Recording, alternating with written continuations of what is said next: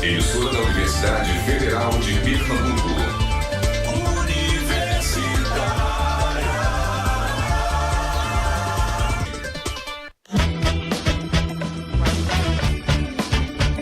Universitária FM, Agenda Cultural. A série de 4 concertos solo e companhia continua nesta quinta, com o premiado violonista pernambucano Caio César Citônio, vencedor do 22º Prêmio da Música Brasileira. Dessa vez, a revelação do cavaquinho brasileiro contemporâneo, Sérgio Ferraz, se junta à festa e apresenta o inédito projeto Bar para Violão e Viola Caipira, a partir das 8 da noite no Museu do Estado de Pernambuco. Ingressos à venda pelo site Simpla. O Paris Lounge recebe nesta quinta a banda cover Beatles Again, para comemorar os 30 anos de estrada. É a partir das 9 da noite, com entrada gratuita. O Betos Bar recebe nesta quinta a cantora Fabiana, a Pimentinha do Forró, que promete tocar seus maiores sucessos a partir das 9 da noite. Para reservas de mesas, 3469-2995. 3469-2995. Universitária FM, Agenda Cultural. Segura que essa proposta é sucesso popular. Com Paulo vai ter crédito popular. São 3 mil na mão pra eu trabalhar. Com Paulo vai ter crédito popular. São 3 mil na mão pra eu trabalhar. Com Paulo vai ter crédito popular. São 3 mil na mão pra eu trabalhar. Frente Popular de Pernambuco, PSB, SD, PPL, PMN, PSD, PR, PP, PCdoB, PT, MDB, PRB, Patriota. Universitária.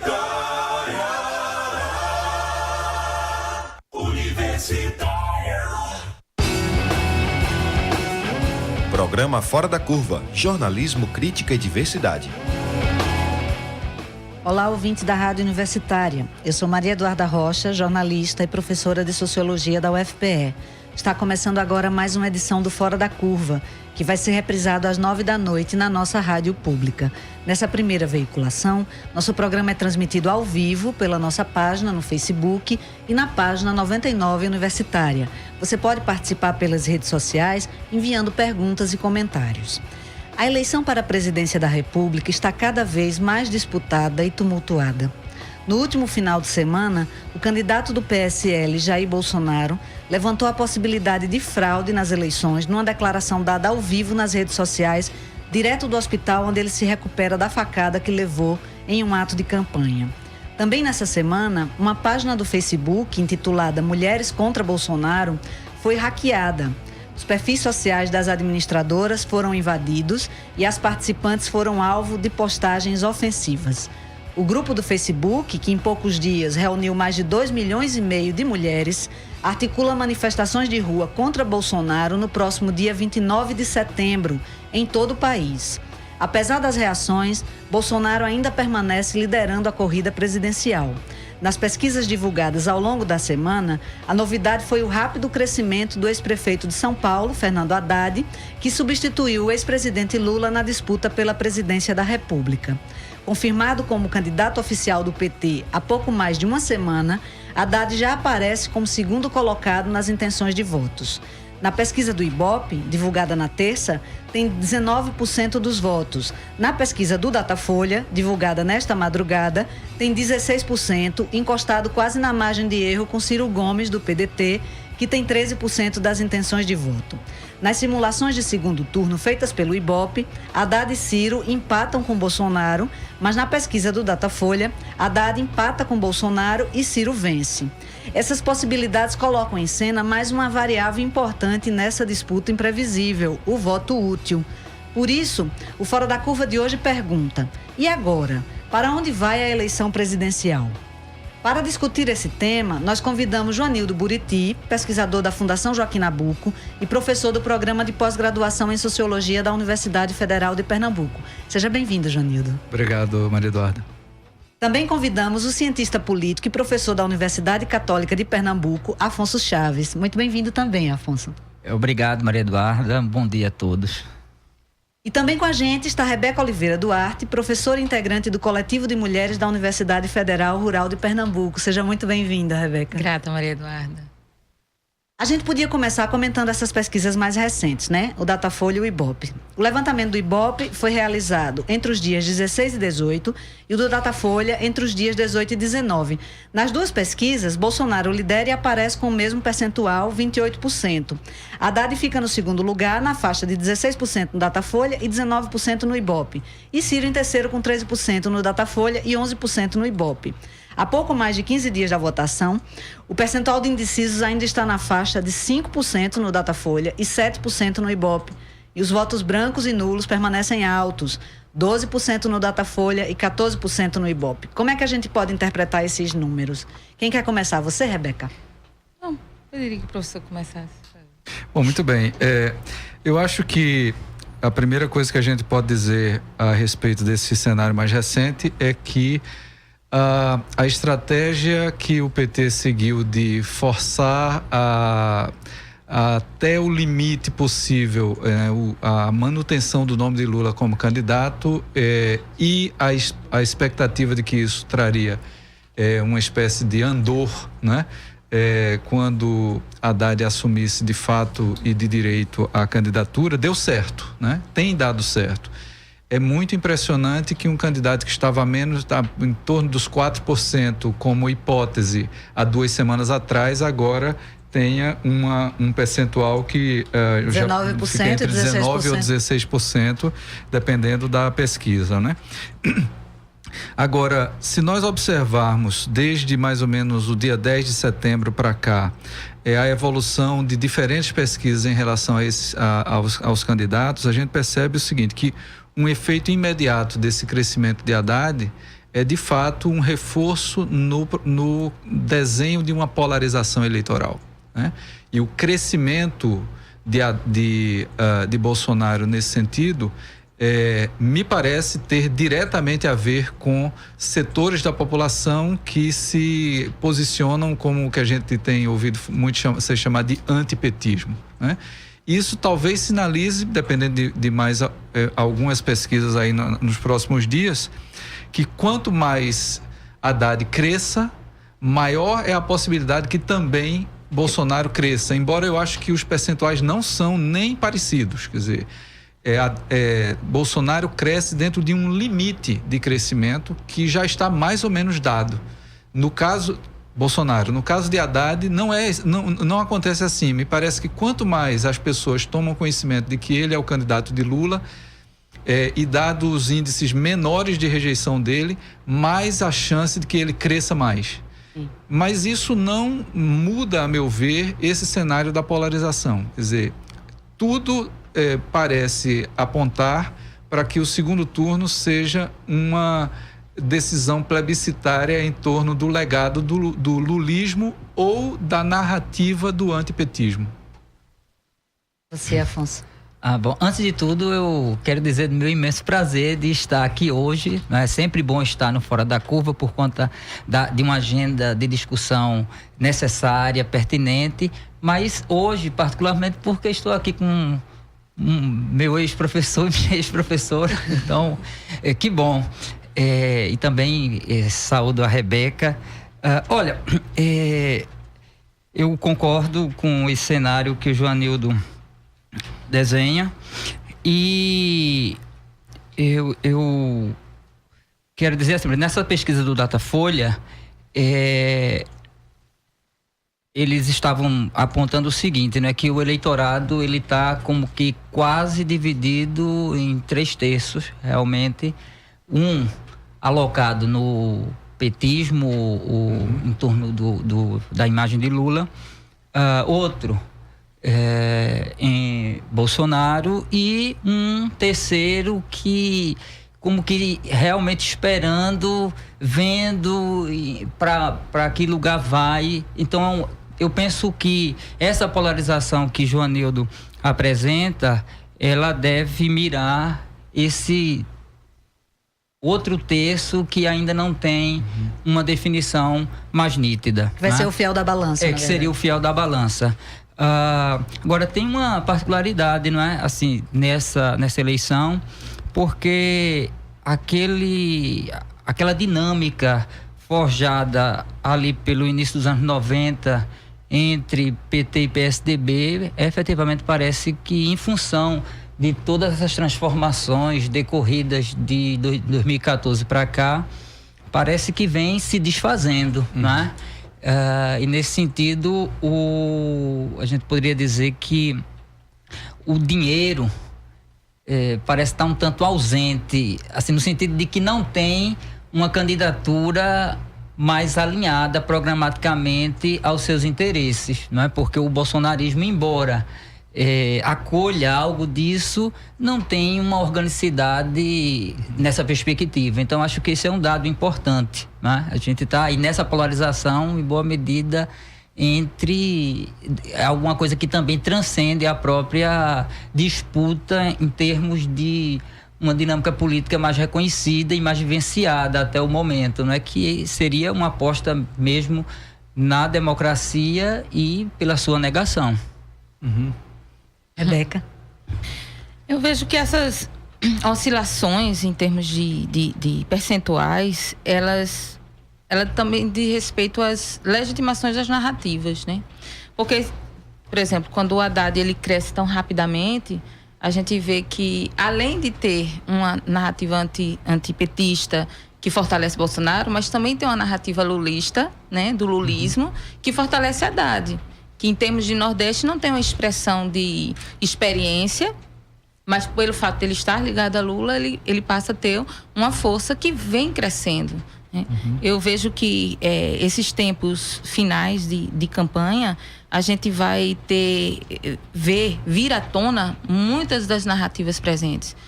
Acredito que essas narrativas, elas se mobilizam a partir das diferenças regionais e dos próprios grupos sociais. Porque, ultimamente, o movimento anti-Bolsonaro, ele vem se fortalecendo. Começa com a força das mulheres, né, fazendo movimento contra o fascismo, contra Bolsonaro. A gente vai ter uma ação de rua agora, dia 29. Recentemente, os terreiros fizeram terreiros contra Bolsonaro, então estão mobilizando os terreiros, que é uma população, né, forte. E aí a gente vê que, além das diferenças regionais, e a gente vai ver que o impacto das candidaturas tem um no Nordeste, tem outro no Sudeste, a gente vai vendo também que narrativas cada candidato ele vai trazendo. Então, Haddad ele vem com aquela força da conciliação, que o PT, né, vem buscando trazer, né, como elemento para justamente se dissociar daquela linguagem de ódio, de antipetismo, e trazer aquela imagem, né, da possibilidade do diálogo. E Ciro já bate mais forte. Daí é que vem até essa dúvida dentro da esquerda, né, entre assumir um ou outro a partir dessas duas narrativas que se dialogam, né? Um buscando conciliar e o outro buscando enfrentar, e trazendo um discurso que o PT não está trazendo na candidatura de Haddad, que é a rememoração do golpe, né? Então, o Ciro, ele traz muito mais à tona o discurso do golpe que o próprio Haddad. E isso também está em jogo nas relações, nesse momento final, né? Então, como essas narrativas vão se dialogar, isso a gente está vendo que ainda está à tona muita coisa surgindo, inclusive com a mobilização anti-Bolsonaro crescendo em diversos setores outros, né? Na verdade, é como se Ciro... É bem isso, né? Ciro ainda precisa se garantir no segundo turno, enquanto que Haddad já começa a adotar um discurso mais moderado, pensando em como conquistar esse eleitorado do meio, né? Exatamente. Então são estratégias diferentes em função também das chances efetivas de chegar no segundo turno. De quem eles vão mobilizar. Mas nesse sentido, o Haddad leva a grande vantagem sobre Ciro de que ele só assumiu a campanha em seu próprio nome há pouco mais de uma semana. Então, a estratégia, na verdade, ela estava inteiramente montada no que com certeza é o principal personagem eleitoral dessa campanha, que é Lula, né? Continuará sendo o principal personagem eleitoral na medida em que é o, entre aspas, espólio da intenção de voto em Lula que está de fato em questão. Né? Porque em todos os cenários até o dia 10 de setembro, Lula ganharia as eleições e havia inclusive uma possibilidade de que isso viesse a acontecer até mesmo no primeiro turno. Né? Então, essa estratégia de Haddad de não entrar confrontando, né? Ela, ao mesmo tempo, ela é uma tentativa de fato de conquistar o eleitorado mais indeciso ou mais moderado num cenário que as pessoas vão então ter que escolher entre o que muitos consideram, inclusive fora do país, como a ameaça Bolsonaro, né? E uma candidatura alternativa. Mas, por outro lado, ele também, essa narrativa, essa centralidade da personagem de Lula no processo eleitoral deixa a dimensão do golpe permanentemente em questão, né? Então, ter que ressaltar a temática do golpe na estratégia é algo de fato que é uma questão de avaliação que é feita a cada momento do processo, né? Porque não está fora essa temática. Para as pessoas que iam votar em Lula ou que nesse momento estão considerando em quem votar, como Lula não será candidato, toda a memória do que é que impediu Lula de vir a ser candidato está muito presente, né? Então acho que o tema pode se colocar de diferentes maneiras no cenário, ele não tem que estar sempre explicitamente sendo mencionado pelos candidatos, né? Agora, acho que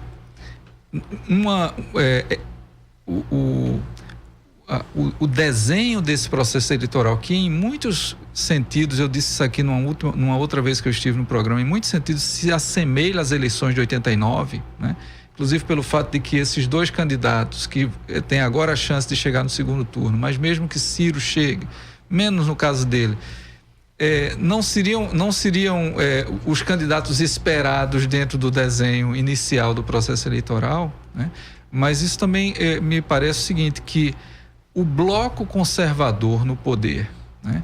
Que em 89 tinha muito a ver com a Aliança Democrática, com o Centrão, inclusive o nome é o mesmo, né, do que animou a construção de uma das candidaturas, né, do acordo político eleitoral que tem tentado viabilizar a candidatura de Alckmin e tudo mais.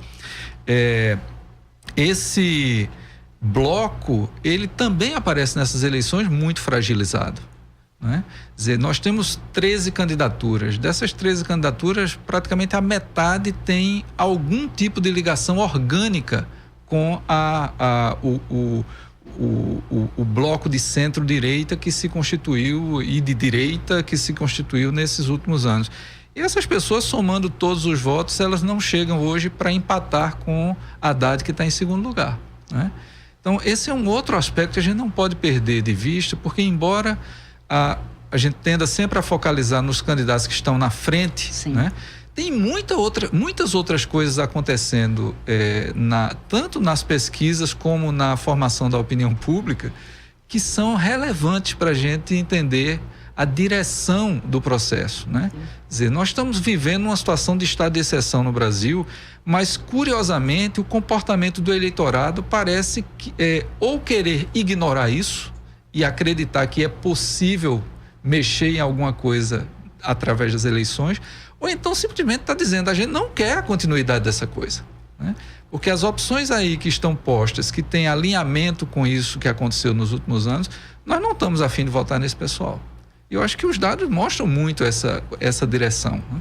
É muito curioso, né? Temer fazendo vídeo para lembrar aos seus antigos aliados que não esqueçam que tem ministros no governo, né? Quer dizer, é um legado maldito, né? De fato. É verdade. Acho que o próprio cenário eleitoral, ele expõe o colapso do processo em torno do golpe, né? Porque diante de toda uma estratégia muito poderosa que envolve mídia corporativa, poder judiciário, a força do dinheiro, né? No sentido de deixar marcada nessa força política, na esquerda e particularmente no petismo, né, a imagem, né, de...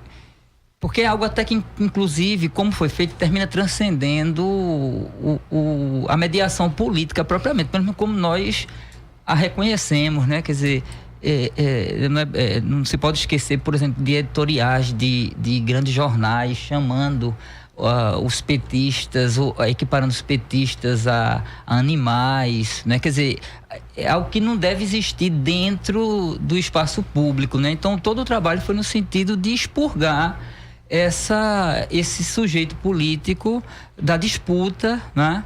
E, no entanto, a partir desse ano, o que é que nós temos, né? E mostrando a força justamente com a candidatura do Haddad, que, como Joanildo pontuou, só tem 10 dias, mais ou menos, acho que nem isso tem, né, propriamente, em torno disso, e, no entanto, vem apresentando uma viabilidade muito pertinente.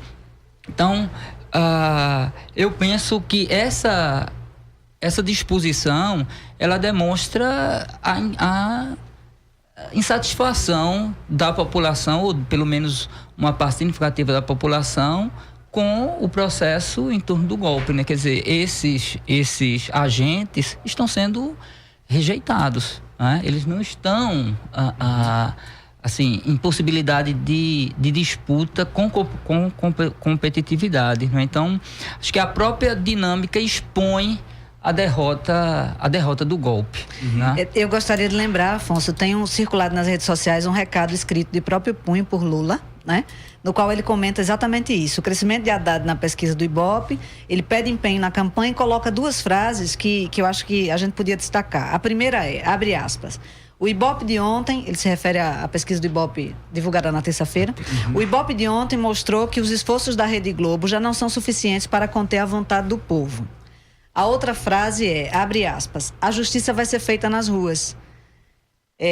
Entretanto, eu gostaria de puxar a discussão também para entender o outro polo dessa polarização a que Joanildo se referiu, que claramente ganha forma. Na verdade, ela se refaz, né? Porque o PSDB mingua como força política antipetista e agora é muito curioso ver, inclusive, a estratégia de Alckmin de dizer que Haddad já está no segundo turno. Não sei se vocês chegaram a ver a declaração, que já está no segundo turno e que, nesse caso, então, era necessário ele se colocar no lugar de Bolsonaro para que pudesse derrotar o petismo, né? Então, assim, realmente procurando um outro lugar dentro dessa dinâmica, né? O PSDB foi deslocado dessa posição forte de polarização com o PT.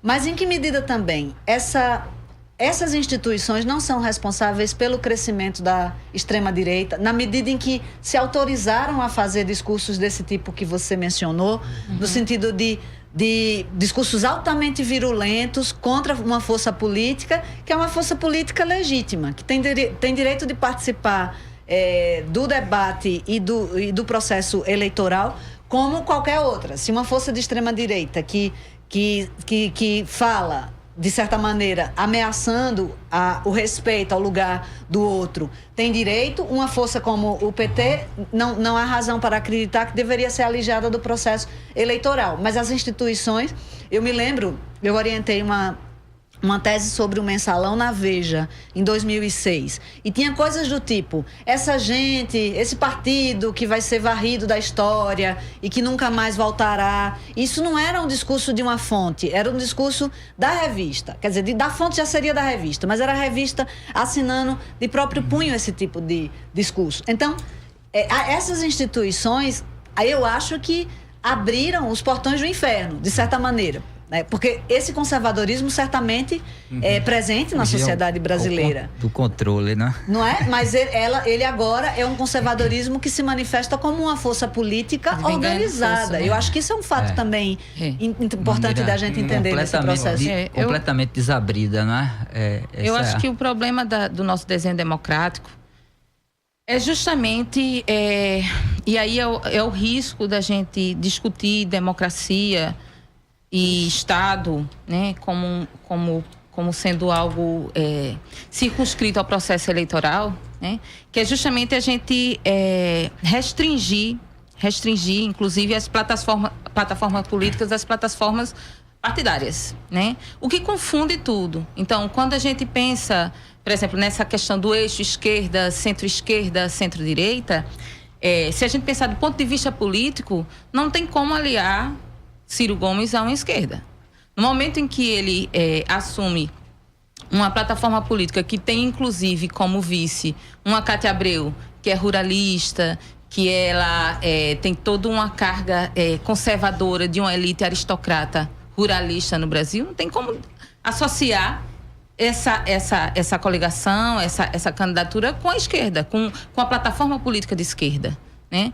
Então, e ainda mais o próprio PT, quando ele também faz coligações, e aí a gente observa em nível estadual que tipo de coligações eles fazem, né? E o que ele realmente direciona como sendo uma plataforma política de Estado, de sociedade, né? Aí, quando a gente restringe isso a um processo de eleições, o sentido esquerda-direita fica muito restrita a esses discursos específicos, né?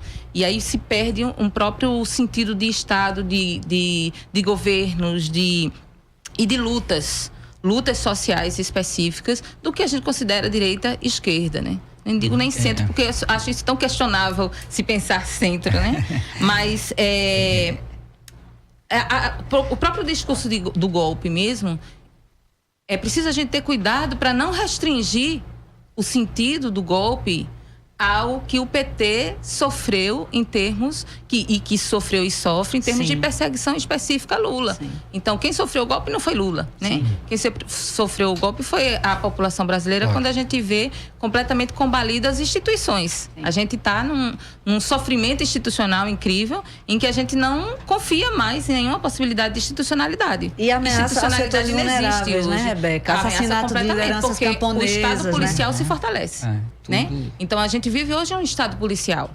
A intervenção do Rio é uma demonstração de força do Estado policial, sim, que ela se replica nos outros estados, nas comunidades mais vulneráveis. De Marielle, né? Com o assassinato de Marielle e o assassinato cotidiano de jovens negros, né? De populações periféricas, e que só fortalece dia a dia o Estado policial.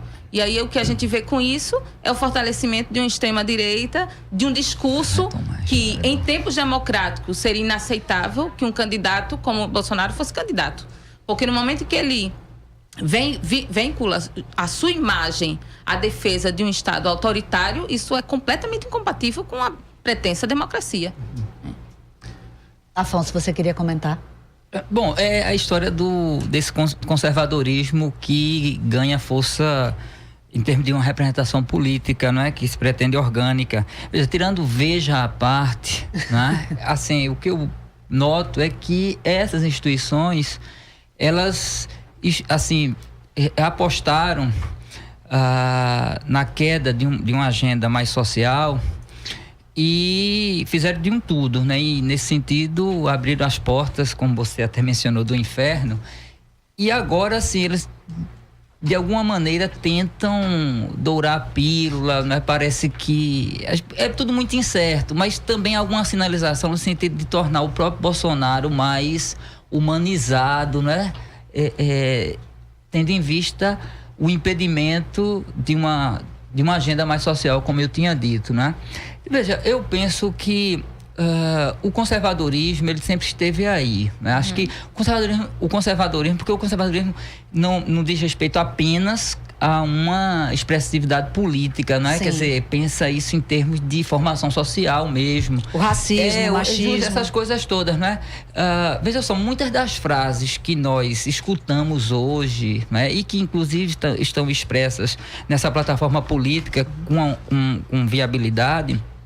Se você tomar aquele livro que vocês com certeza conhecem, do Ciladas da Diferença, do Pierucci, ele abre aquele livro fazendo uma descrição de frases que foram feitas na Inglaterra nos anos 40, que foram ditas na Inglaterra nos anos 40 e que ele encontrou fazendo pesquisa com o eleitorado conservador na cidade de São Paulo nos anos 80 e 90, né?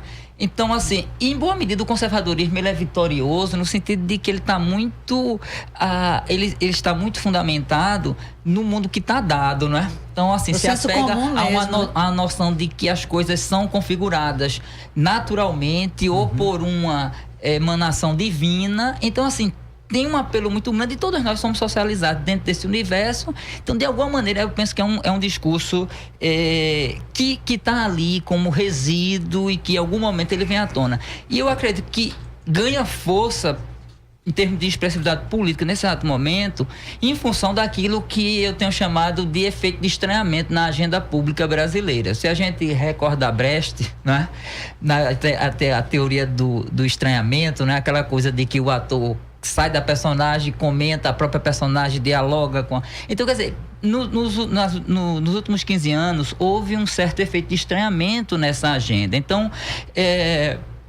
segmentos, identidades que foram alijadas historicamente, de alguma maneira se fizeram presente e isso passaram a se tornar presente com um salto de qualidade, porque isso começou de maneira incipiente a ganhar força de lei.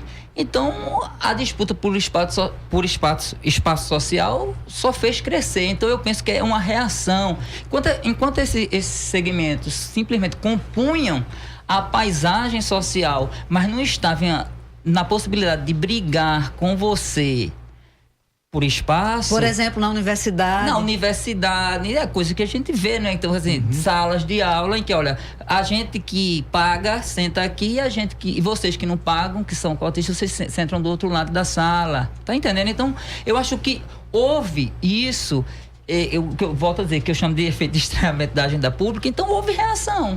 Então, o discurso do conservadorismo foi muito útil para, assim, firmar posição, os privilégios que se tinham, né? Daí vem com muita força e ganhar... Eu acho que, num outro sentido, esses anos do golpe ajudaram a preparar para esse processo eleitoral um elemento extremamente complicado, que é a ausência de um debate programático, qualquer que seja o sentido dele. Só os candidatos que não têm a menor chance eleitoral se arvoram hoje ou conseguem ter o espaço para se colocarem programaticamente.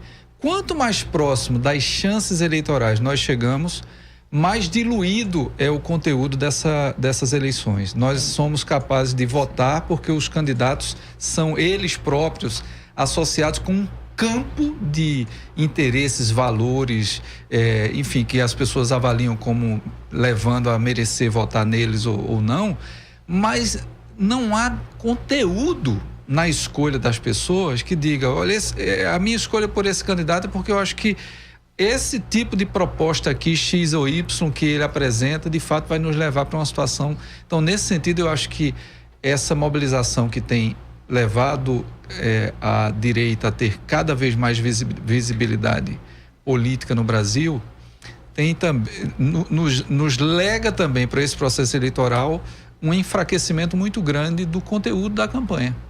Tá? Quer dizer, não são as grandes questões do desemprego, da saúde, da educação, da justiça social, das políticas de assistência, da questão ambiental, enfim, não são essas questões que estão absolutamente em debate. O debate é manter o foco na questão da corrupção, porque com isso você de fato cria uma cortina de fumaça generalizada sobre os debates que esse país precisa fazer. Não põe os projetos em confronto. E as qualificações e desqualificações vão sendo feitas no nível pessoal, né? E isso favorece a extrema-direita, porque se ela tiver que explicitar qual é o programa... Claro, você vê o que estava começando a acontecer com o Bolsonaro antes do atentado, quando a exposição dele cada vez mais revelava completo despreparo desse senhor para discutir qualquer tema sério referente ao futuro do país, né? Então, nesse sentido, ele se beneficiou muito do que infelizmente aconteceu para ele, injustificável sob todos os sentidos, né? Mas se beneficiou porque mais uma vez se reforçou no processo de campanha a centralidade de questões completamente secundárias para o que está em jogo. O que está em jogo é que país é esse que nós queremos que seja reconstruído a partir do dia seguinte às eleições. E nós vamos entrar no segundo turno sem saber disso, nós vamos sair do segundo turno provavelmente sem saber disso. Sim, isso é o mais grave. Com grande chance de se repetir o tipo de completa reversão de expectativa que aconteceu depois das últimas eleições. Sim. Né? Quando Dilma é eleita e menos de uma semana depois a gente tem uma coisa que é completamente o contrário do que as pessoas que votaram nela tinham escolhido, né? A gente não sabe se leva ou se ganha. E se ganhar, a gente não sabe se leva. Bom, e para trazer entrevistas com visão crítica sobre o que está acontecendo no país, que o Fora da Curva está no ar. De segunda a sexta, aqui na Rádio Universitária, a nossa rádio pública. Nós vamos para um rápido intervalo e voltamos já já. Programa Fora da Curva. Análise crítica de assuntos do interesse público. 11h33.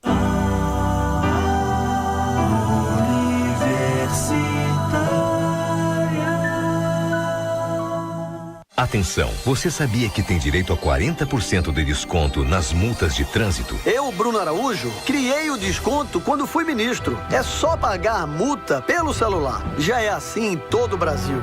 Mas em Pernambuco, o governo não respeita a regra. E o Detran continua metendo a mão no seu bolso. É a indústria da multa. No Senado, vou garantir esse seu direito. Sou Bruno Araújo, 456, senador para Pernambuco ter vez. Coligação Pernambuco vai mudar. Oi, vó, qual é a boa? Tô mandando um áudio pra sua prima explicando como votar. Também tô precisando aprender. Então agora vou mandar pra você.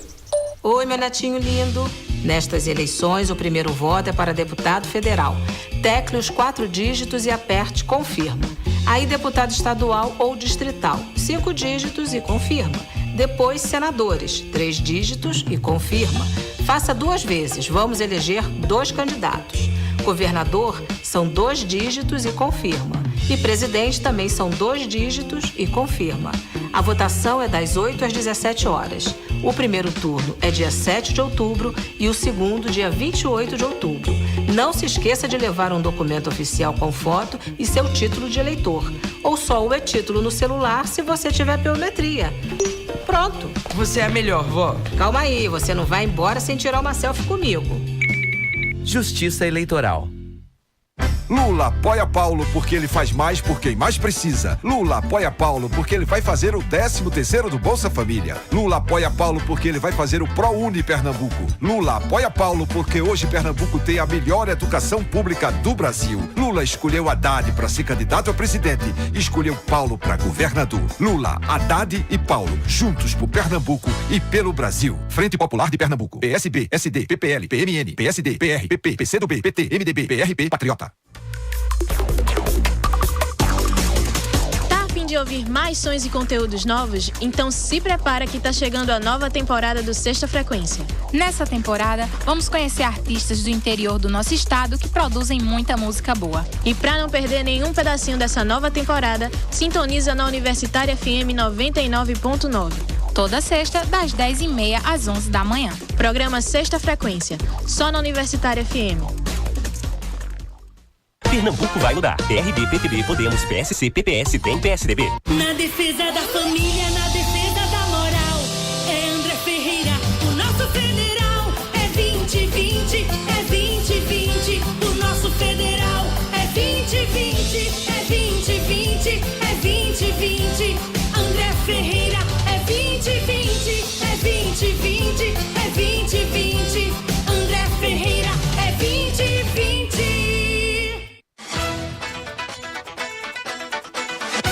Fim de noite especial no domingo da Universitária FM.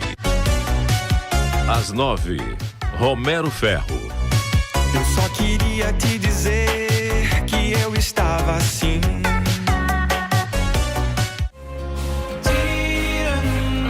10 horas, Banda Radiolaria.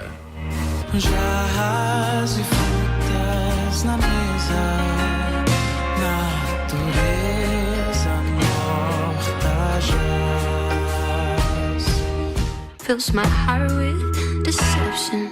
E às 11 horas, Dona Missal.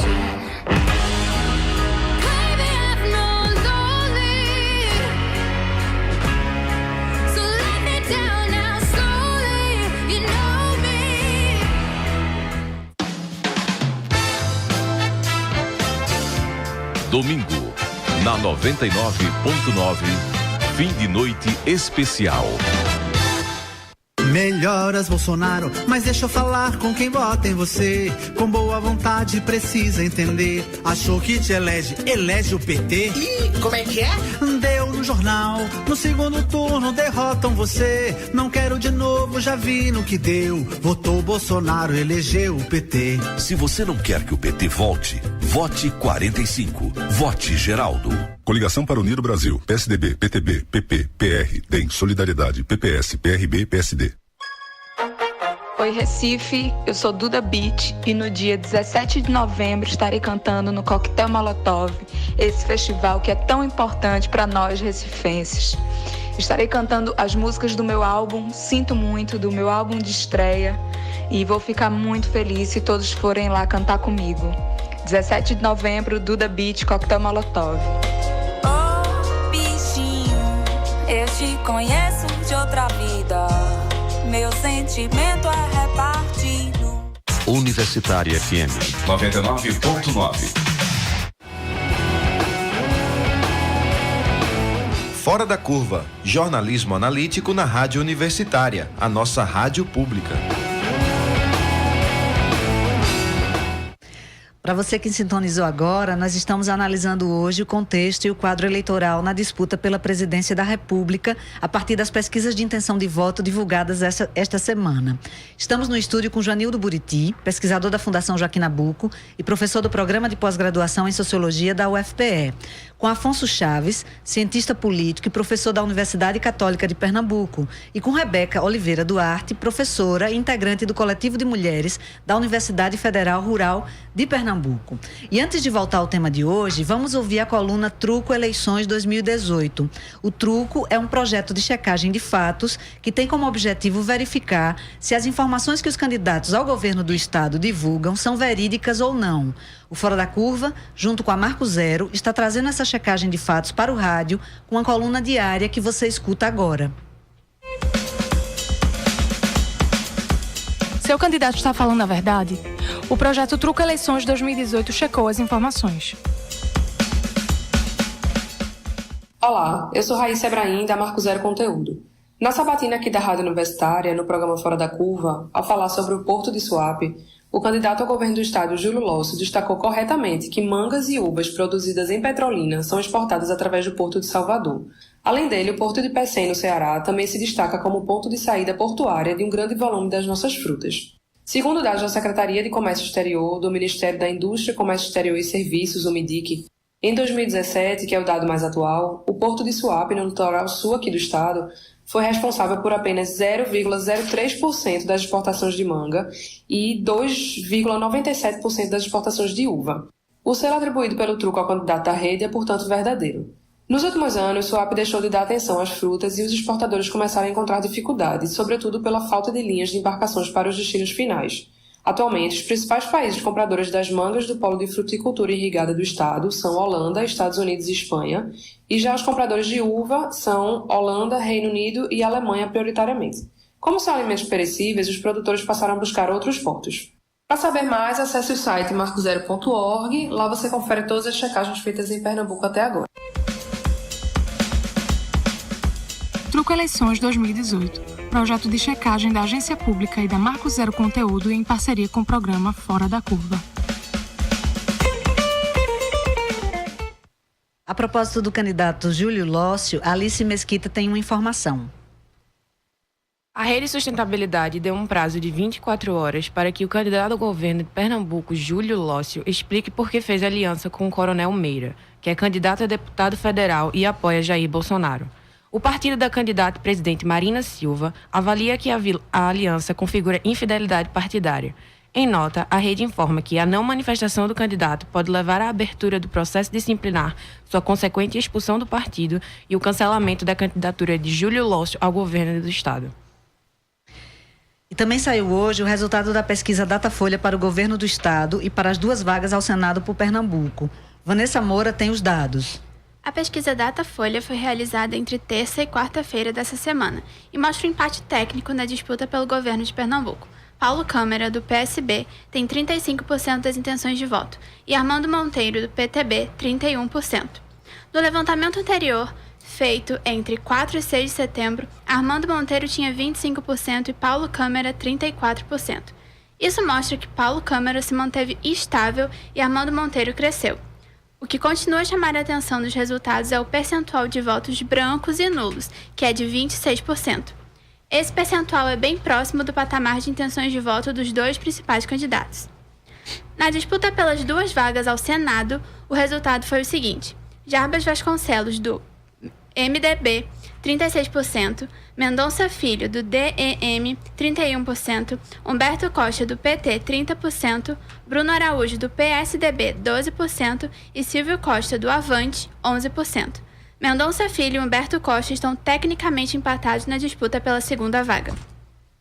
Então, eu queria que vocês comentassem esses resultados, né? O eleitor em Pernambuco parece que está no mato sem cachorro. Nada de novo, né?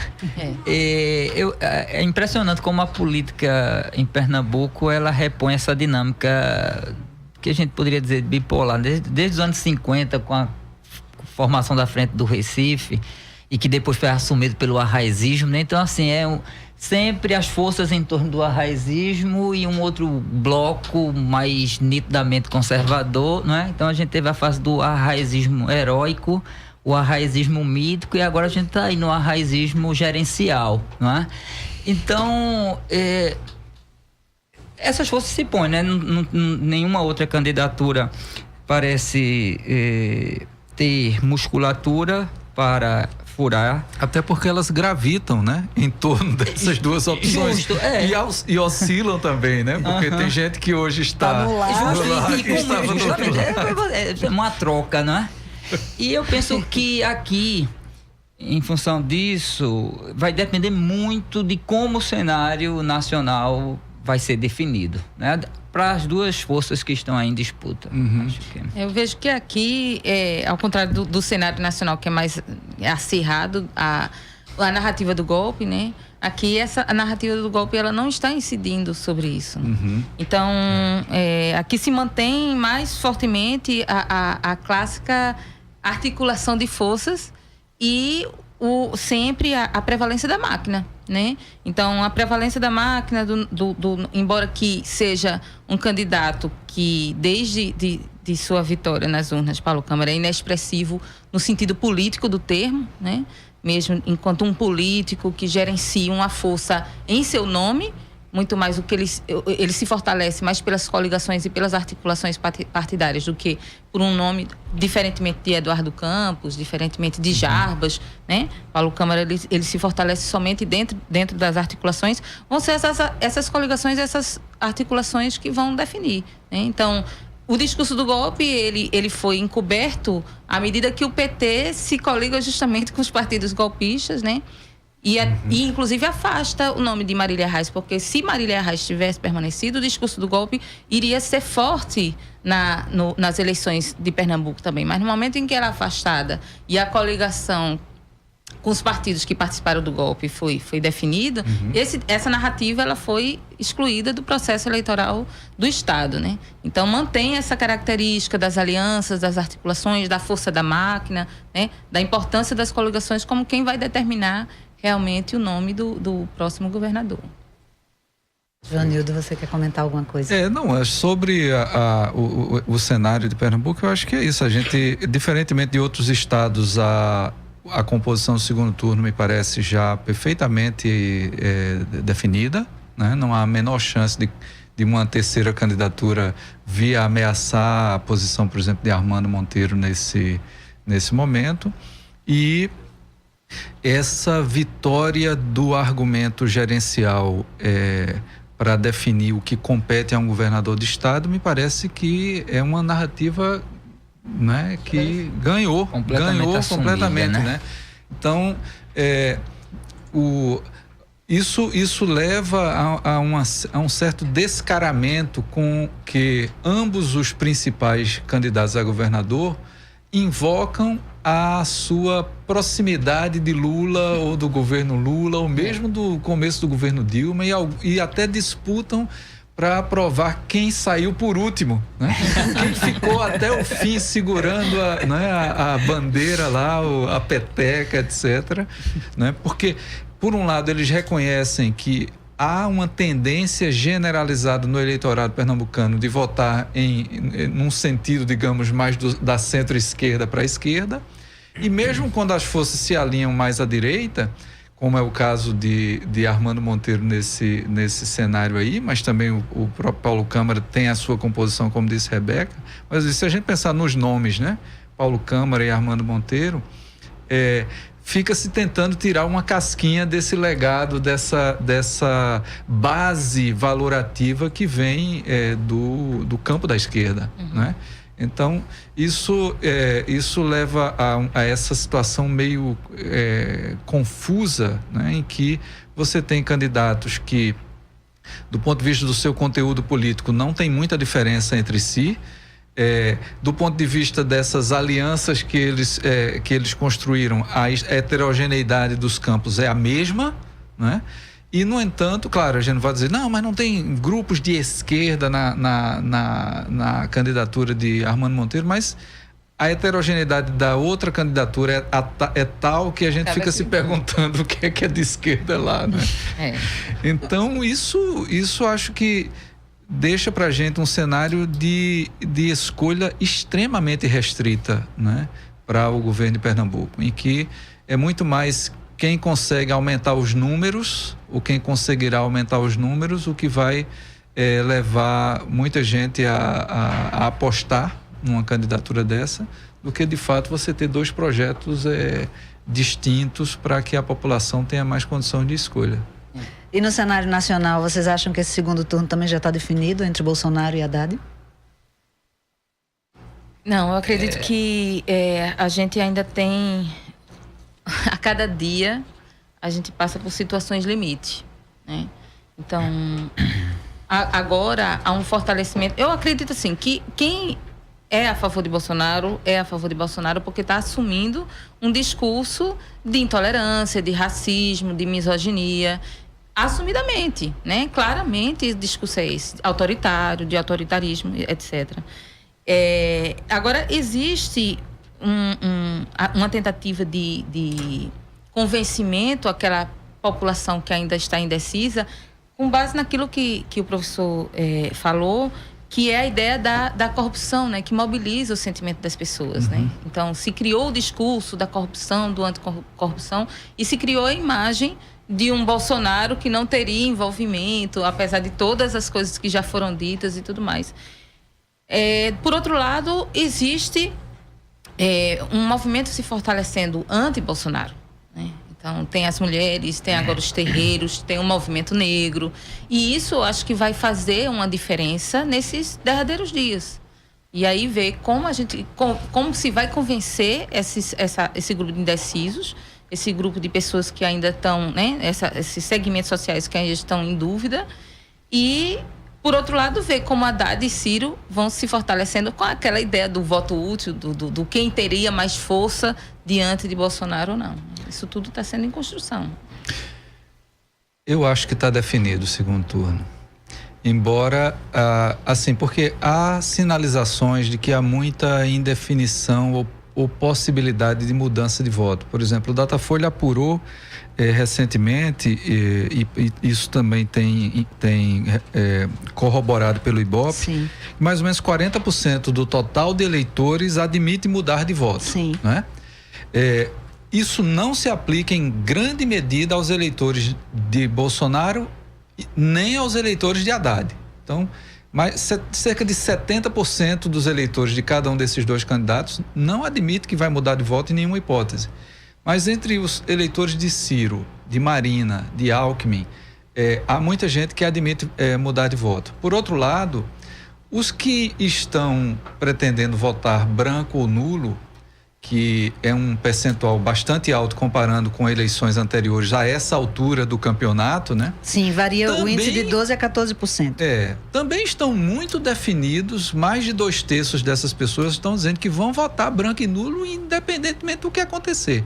Então isso quer dizer que a margem para mudanças na última hora é mais provável entre quem está dizendo que vai votar em alguém atualmente que não seja Bolsonaro e Haddad, tá? E que pode de repente ir para um lugar ou para outro, né? Do que esperar, por exemplo, que grande parte dos eleitores que estão pretendendo votar branco e nulo vão poder ser ganhos para algum candidato ou candidata, né? Então, em outras palavras, para mim isso significa que as chances de crescimento que ainda estão colocadas favorecem Haddad, podem favorecer Ciro também, né? Mas elas não deverão alterar essa dianteira que esses dois candidatos já se colocaram no processo. Bom, é aquele juízo que só os acontecimentos poderão ainda dizer. mais porque a gente não está num país qualquer, né? A gente está num país que todo Brasil dia... é aquela coisa, né? Não é para principiantes não e a é gente mesmo. nunca deixa de ser principiante. E porque também há um grande conflito, mas mesmo dentre os eleitores de Haddad eu vejo tendo um grande conflito com essa questão do voto útil, né? Sim. E um discurso de que será que Ciro não seria mais forte diante de um Bolsonaro? Exatamente. Esse discurso tem crescido, né? E agora eu acho que é preciso ter uma certa atenção em relação a esse discurso. Eu concordo com o Joanildo porque é importante notar que a rejeição a Bolsonaro, eu concordo no sentido de que eu acredito que essas duas candidaturas vão para o segundo turno com grande possibilidade de ainda crescimento de Haddad, tendo em vista a taxa de rejeição, tendo em vista os índices de intenção de voto postos em Lula. Então, eu não sei, assim, inclusive essa pesquisa saída na madrugada de hoje do Datafolha, ela parece dar margem a isso, né? Porque o petismo tem uma força, tem um enraizamento social. Ciro Gomes não representa projeto de ninguém, é um projeto muito pensado a partir de si. É impressionante que 29% do eleitorado ainda agora tem uma identificação partidária com o PT. E 1% com o PDT. Então, quer dizer, eu não sei como assim, essa coisa do voto útil somente na direção de uma candidatura, inclusive uma candidatura que não tem grande musculatura. Então acho que é preciso ter atenção, inclusive no modo como isso tem sido veiculado pela mídia corporativa, né? Ciro é o único que pode derrotar Bolsonaro no segundo turno, né? Então hoje mesmo não é era teoria da manchete conspiração, mas assim é bom ficar atento a isso, né? Gente, pode se tornar indiretamente, mesmo que ele não queira pessoalmente, um instrumento na estratégia de reforçar a luta contra o petismo. Contra o PT, justamente, o impedimento a Haddad. Haddad não tem chance, então... Agora, Haddad tem sinalizado desde o início que não quer brigar com o Ciro em nenhuma hipótese. E por outro lado, eu acho que uma composição de Ciro com Haddad no segundo turno daria um pouco de conteúdo ao debate eleitoral que a gente precisaria ter. Sim. Gente, eu quero agradecer enormemente a participação de vocês e queria que vocês se despedissem com a pontuação. Não, desculpe, por causa do horário eleitoral, justamente, a gente vocês só podem dizer tchau. É isso que a minha produtora está dizendo aqui. Então, tchau, ele não, vamos em frente, né? Obrigado, Maria Eduarda, e o meu bom dia, quase boa tarde aos ouvintes da rádio. Muito obrigado e estamos aí. Muito obrigada a vocês, realmente foi muito bom o debate. Eu fico por aqui. Para ficar por dentro das próximas entrevistas e de tudo que vai ser tratado nos nossos programas, é só acompanhar as nossas redes sociais. Por lá, continuamos também divulgando informações sobre o tema de hoje e muitas outras que você não encontra por aí. O Fora da Curva de hoje teve a produção de Ivana Fechini, com a colaboração de Guilherme Falcão.